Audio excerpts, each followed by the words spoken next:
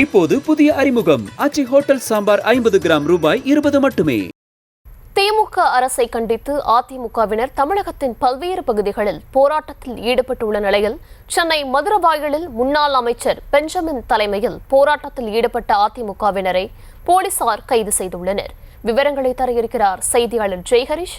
வணக்கம் ஜெய்ஹரிஷ், விவரங்களை வழங்கலாம். வணக்கம் தர்ஷினி.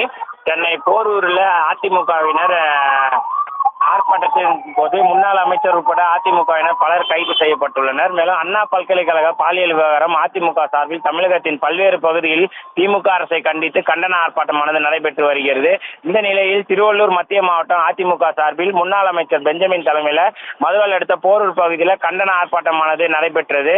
உரிய அனுமதி பெறாமல் நடைபெற்றதாக கூறி மதுரவாயல் அடுத்த போரூர் பகுதியில் வைத்து முன்னாள் அமைச்சர் உட்பட அனைத்து அதிமுகவின் போராட்டத்தில் ஈடுபட்ட அனைவரையும் கைது செய்து போலீசார் பேருந்தில் ஏற்றி சென்று அந்த பகுதியில் உள்ள தனியார் திருமண மண்டபத்தில் அடைத்து வைத்துள்ளனர். மேலும் இந்த பகுதியில் பெரும் பரபரப்பை ஏற்படுத்தியுள்ளது.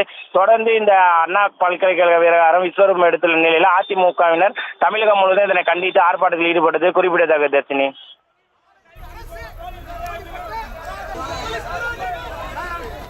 இப்போது புதிய அறிமுகம் ஆச்சி ஹோட்டல் சாம்பார் 50 கிராம் ரூபாய் 20 மட்டுமே.